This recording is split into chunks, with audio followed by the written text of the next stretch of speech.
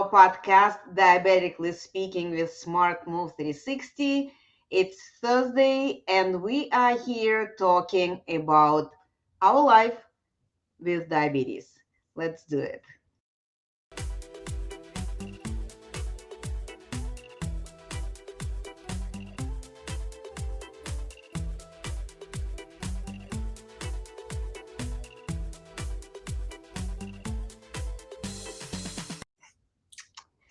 Hello again. Hello. Again, this is our podcast, Diabetically Speaking with Smart Move 360. We go live every Thursday at 4 p.m. Eastern Standard Time. We talk about diabetes. Welcome, new listeners. Welcome back, the ones who are following us already. We are on Spotify. You could find our shows on our Facebook group, the Diabetes 101 for Beginners. And today I would like to introduce our guest, Dr. Bobs, or you could say what will be the best way to introduce you. Welcome.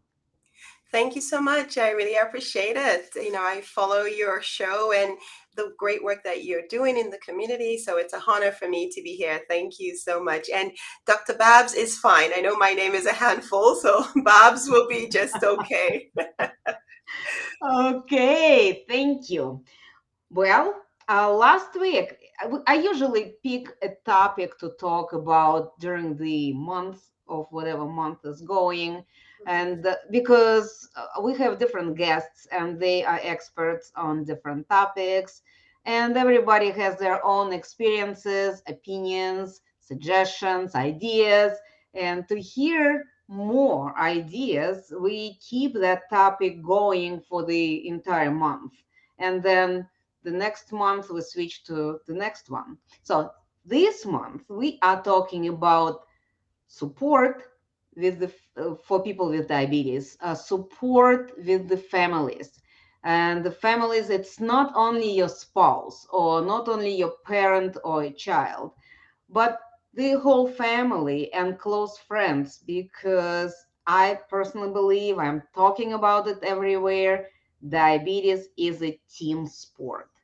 And we all need as much support as it possible. And support should be given in a way that people can receive it, not like shuffle in their throat so they choke on it. So let's talk about the standard topic of kids and diabetes. Not kids who got sick, but kids whose parents got diagnosed. And my main point is why I think it's important to talk about it is because so often we hear those conversations. I got diagnosed, I cannot eat this and cannot drink that, but why should I penalize my family and not giving it to them? So I have my thoughts about it. Dr. Bobs, what would you say about it? Why kids should be educated about diabetes? Why it is important that they aware that their parents have this diagnosis? Yes, that's a great question you asked, and it's one that I'm so passionate about, not just because of my professional training, but because I have a personal experience. So it's so important. I love what you said. It's a team sport. It certainly is. Because, we hear about genetics, and even though contrary to the fact that we thought it was 80, 90% of the time, if someone has diabetes, the children will. I recall my husband, when we went for his visit, the doctor asked him, "Do you have kids?" And he said, "Yes." "How many?" "Three." He said, "Well, the bad news is you have diabetes. Half of your kids are going to have diabetes." And I was like alarmed. I was like, my goodness. "Well, what's the good news?" He said, "The other half wouldn't." So it's so important. It's like, really, that's it? So, it's so important that we understand that even though we say genetics, they the key point is now that we're discovering that really it's only 20%. The rest of the 80 is environment as well as lifestyle. So that's why it's important that the family needs to understand together, not just because you feel like, oh well, it's I'm doomed, it's my family, I'm going to have it eventually, but because that's the way the family is going to get out of that chronic trend, which we call a chronic lifestyle related disease. So the Mm-hmm. education is important because the way a father or a mom eats is really the way the kids are going to eat. And I Exactly. personally, I tell my patients, it's not isolation. We all need to eat the same way, the healthy way, the nourishing Mm-hmm. way, not what we call the Mm-hmm. SAD diet, which is standard American diet. So contrary to the Yeah. past where I would just give foods that are unhealthy to my kids and say, oh, they can eat it, they're young. But no, that's not correct. We need to learn together as a family how to eat nourishing food so that we can prevent this disease. And if we have it, we can reverse it. Mm-hmm. Definitely, definitely. I also I've heard that and I thought about it, and really, it's a lifestyle disease. Yes. Yes, there are certain tragic events happening to people, but this is very small percentage of all uh, numbers of people who are diagnosed with type 2 diabetes, right? Yes. Uh, so majority of people, yes, genetics, you cannot scratch it out. It's contributing, but not. It's not that you are destined to That's have it, right. that you're going to have it. Um, I think the most important thing what we are inheriting is not the disease, The but the lifestyle. habits, That's right. the The habits, the habits. Hmm. traditions, and you've seen the number of people in our group. We have over 100,000 people in the group, and people from all over the world. People are from Australia and Asia, and people from Africa, and people from US and Europe, all sorts of different traditions Yeah. also. And some people eat rice on a regular Yeah. basis, another eat cabbage on a regular basis, and another eat potatoes on a regular, this is tradition that you cannot break out Yeah. quickly, and it's much easier to do it with the kids. And I think this is something that I I believe kids need to understand why it's happening too, right? Yes, yes, absolutely. I mean, it's so important because, children need to understand that. And of course, after that visit with the doctor, this was a few years back, we had to sit and be real with my kids. Well, even though the doctor said this, well, I'm glad that I have the Mhm. additional training to know that that's not Yeah, absolutely correct, right? yeah, So we need to change our eating habits together. Let's eat foods that are exactly. nourishing. I mean, of course, if 80%, if we say at least 80%, not that I'm trying to restrict you from, maybe having a candy here and there, but how about filling up with the nourishing foods together? Because daddy will be helped and we will be helped in the long term so that we can Hmm. minimize medication or maybe even get off of those medicines. And so with that education, and it takes time, so give yourself grace because we are creatures of habit and it takes a time. We've eaten the same way. I love rice, white rice. It took me time to Hmm. learn to change it to, brown rice or quinoa, whole grain. And my family with my Hmm. kids, because they understood the why. They didn't want daddy to be sick. They didn't want him to have multiple medications, right? And generally, we just don't even Hmm. like taking meds. And so, with that education, gradually it became an understanding of why we were doing it and finding ways that we can make it work as a team effort. And so that's why it's so important that in my practice, whenever a family member is diagnosed, I say, who else can I talk to? Is it your mom? Is it your brother? Is it your sister? Let's talk about this together. The treatment as well. Who is part of your team, your healthcare team? Of course, your physician, but you're the main member, but your family members are also part of it because together that's how we're going to have healthy families. So I like that you asked this question. It's so important. It's not a one-man show. Not at all. Yeah. Yes, absolutely. And I have to apologize, Dr. Bobs. Can you please tell us a little bit about yourself? What kind of doctor you are? Because I failed to introduce you like properly right up front. So can you please give us a little bit information about you? Yes, no problem. Always happy to share about myself. So I am Dr. Dolapo Babalola. I am a family physician and I practice full spectrum family medicine. So I say from cane to, from cradle to cane. And I am Mhm. expertise even boarded in lifestyle and obesity medicine. And I have a holistic direct primary care practice in the Atlanta area, specifically in Marietta.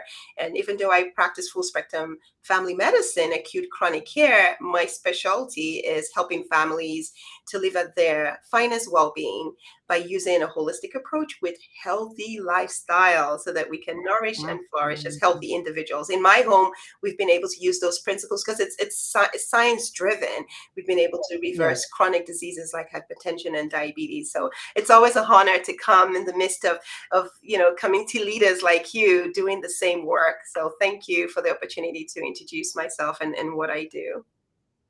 Absolutely, yes, and thank you for explaining this. And that also explains why I was so excited when you said that you can join us on this podcast, because we need people to hear different approaches to diabetes, and the, there is not one pill, way, style, diet, or anything that can help people to reverse diabetes, right? But when you hear a lot of different opinions, a lot of different experiences, you can pick something that works for you. And when we have doctors, I always love to hear their experiences for it, what situations did they face, what Yeah. stories they can share, because someone may find, wow, this story very similar to my family. I might as well just try it. Yes. This may actually resonate with my kid or with my spouse. All right. So okay, yeah, Mhm. let's. I just want to focus on kids this time Okay. because I believe that kids are playing a huge role in families in the way how family act, even though kids don't understand it. But we are parents, we are trying to please kids, to nourish them. Mhm. We just were not educated what is the best nourishment for them, That's right. unfortunately. Yes, that's right. So um, we trying to please kids, right? We're trying to make sure that they're happy. We would love them to be healthy, but right now the situation is such that we have parents of school age Mhm. kids are about 35, 45 years old, right? So they were already growing at the time when the industry, the manufacturers were embedded in our food industry so Yeah. badly, and the medical community is behind on educating population on how, what our food is, what do we eat, how sometimes not healthy. I'm not saying everything, but sometimes not Mhm. healthy it is, even though it has bright pictures and they say mom approved it. But if mom was not educated and she sees that her child eats it, she approves it because Mm. he eats it. But this not nourishing this child. Yes, yes, yes, yes, yes. So Absolutely. we spoke about the importance of education. Now let's imagine that yes, kid got informed that one of the parents or grandparents has this diagnosis, and now we are trying to help this adult. Yes. And what kids can do? How can they contribute to, the 5 years old, 8 years old? What they can do? They're not cooking in the kitchen. They are just kids. They go to school, they play, they do sports. How they can contribute to this team effort to help the diagnosed adult? Yes. Oh goodness, that is a heavy loaded question and one that we must address in our community. It's so important So when you mentioned about the parent approved and stamped meal, I must confess I was guilty. When I look back at some of the things I brought into my home just because of lack of knowledge, or maybe because it was fast paced, right? I mean, I brought Pop Mm-hmm. Tarts, I brought sugary cereal, all of that. That was our breakfast. But then they say when you know better, you do better, right? I have a family history of Yes. diabetes, a family history of high blood pressure. I mean, I had to learn. So I needed to learn. And you mentioned something about the medical community actually slow at because we just weren't trained as doctors. Nutrition was barely 2 weeks. But now we learned Mm-hmm.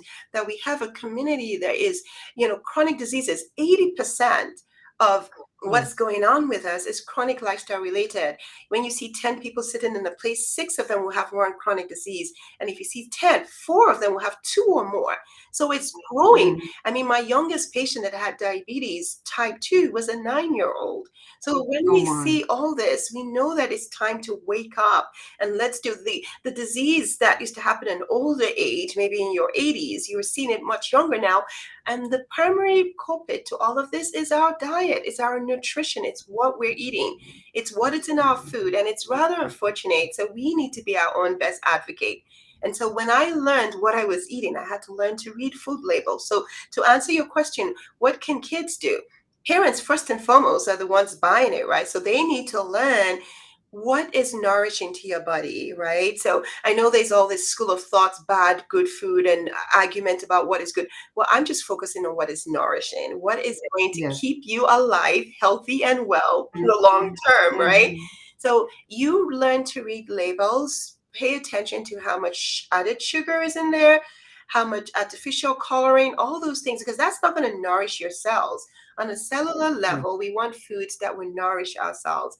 And that Mm-hmm. goes even more for kids. So as a family, you've learned that. I learned that. I had to bring my kids to learn. Now my kids, they can look at a box, even at Trader Joe's, and know if it has added sugar. They know where to check for the protein content, how much fiber is in it. So it's a family affair. The kids need to learn. Now, if they're outside the house, you can control what they eat outside, but they can be empowered to make those decisions. Well, is this a good thing? Should I have a donut for breakfast, or should I look for a whole wheat toast? So those are some of the things that you can teach the kids and bring it up. Like show them something you've learned it, show it to them, and see if they even understand. I've been for events where all the kids are drinking soda. That's all they have. Everybody's picking a soda. Yeah. Unfortunately, the parents are doing that, so the kids would. But with education and empowerment, I know that my home changed, and we don't have soda in our house. We have water, and if we want to get juice, then we pay attention to which juice has higher sugar content.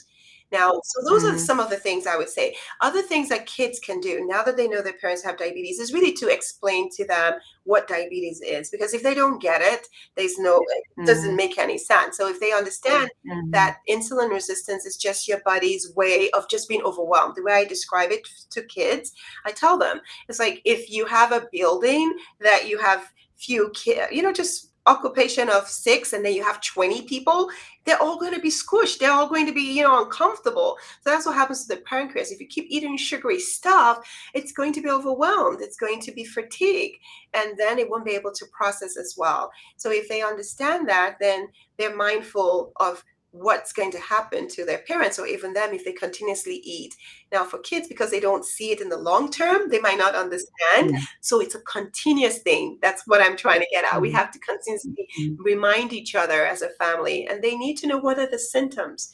What are some of the symptoms? I've heard of stories where the kids knew about their patients having diabetes. I mean, their parents having diabetes, so they knew the signs for low glucose and glucose.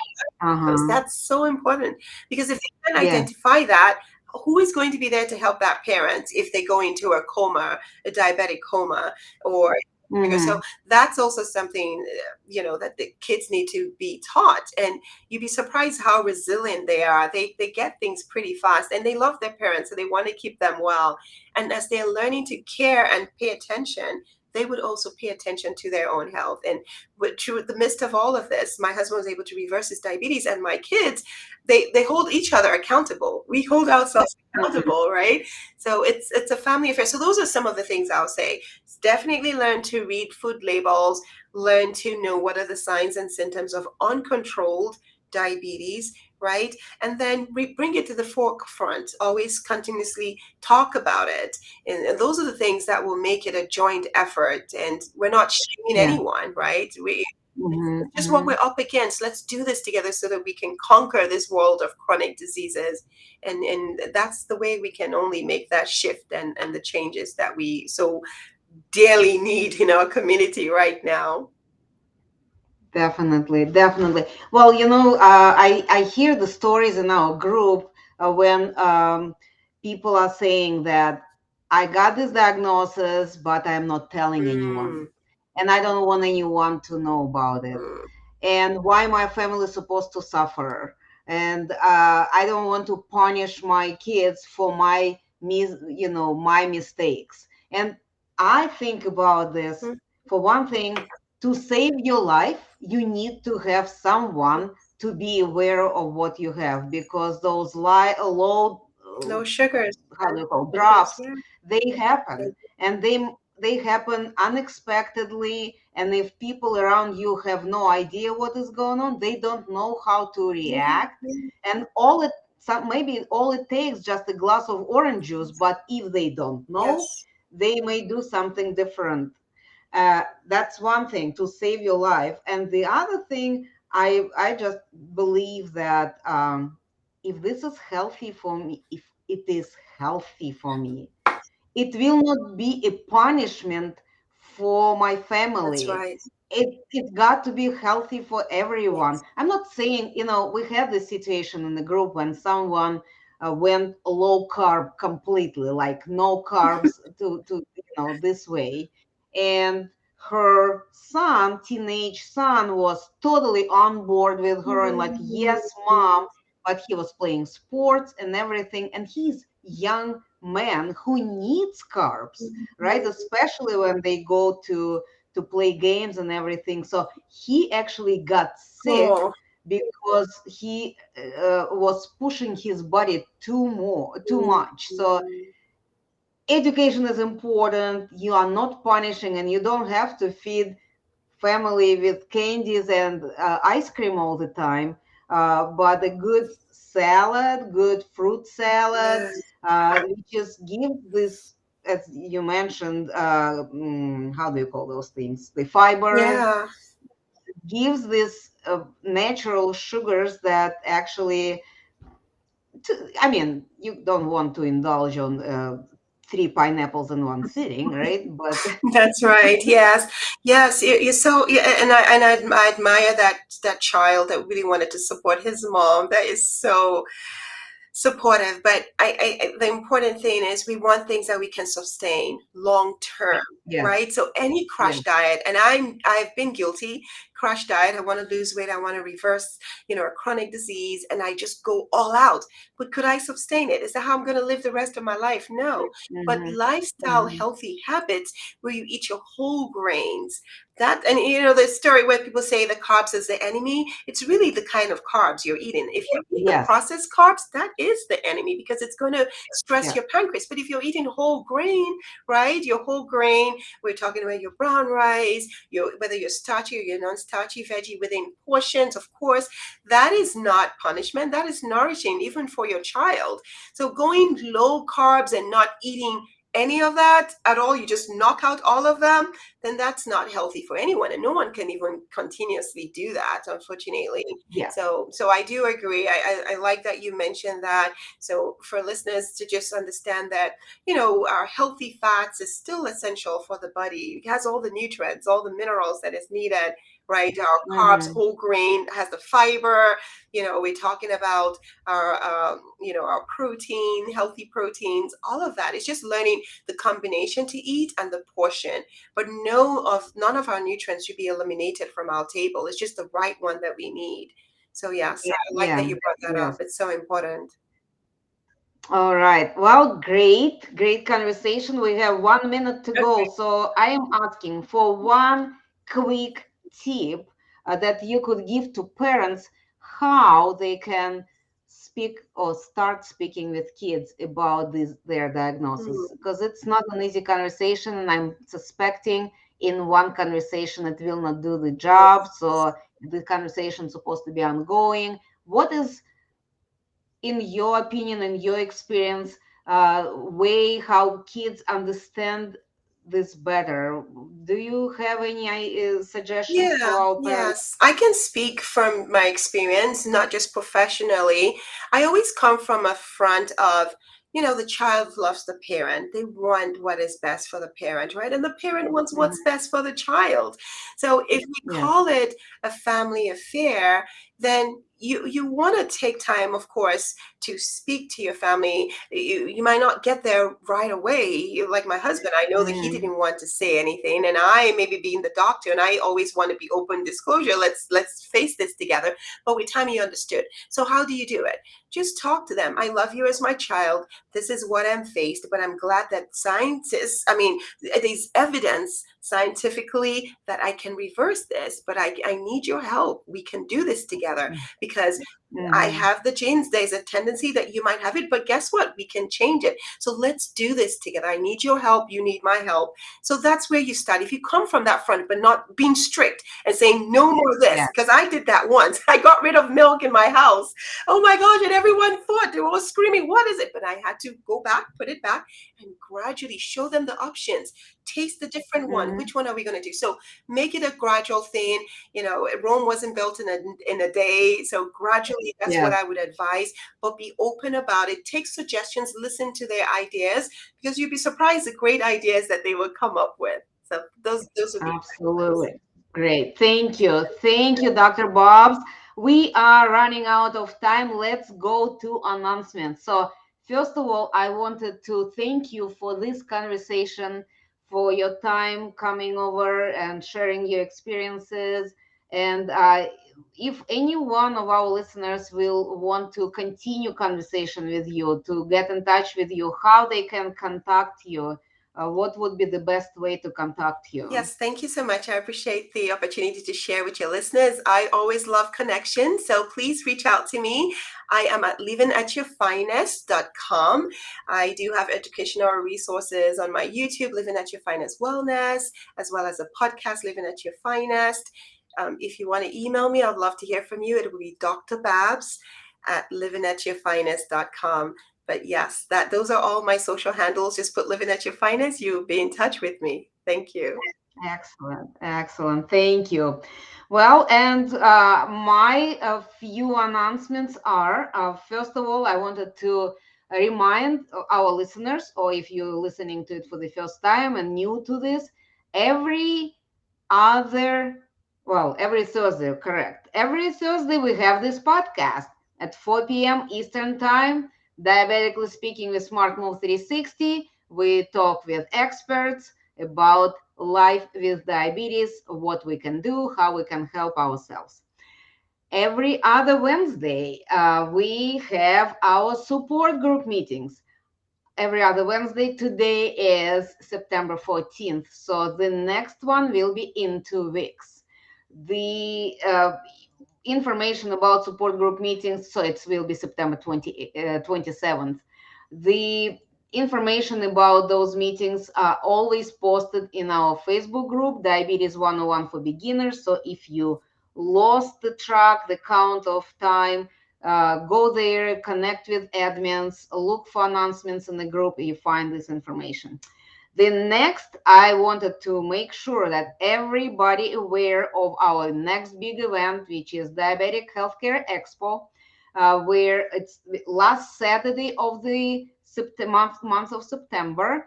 We go for 6 hours from 10 a.m. till 4 p.m. We invited speakers who are doctors, nutritionists, they're personal trainers, they're life coaches. We have social workers, uh, we have doctors of different areas of expertise talking again about diabetes. So this is the event that you might consider as a diabetes crunch course when you can learn a lot of things about diabetes, what you need to know about it in one day, in 6 hours. So come join us. It will go live in our Facebook group, and you don't need the password or anything. And the last thing I wanted to say thank you to our sponsors, the Milk Life Motivation, On Balance Entertainment, and Life Based Solutions. These are people and organizations that helping us to go live every Thursday at 4 p.m. Eastern and speak with you. We invite our guests. And with that, thank you very much, Dr. Bobs. Everyone, thank you for listening. And we meet with you next Thursday.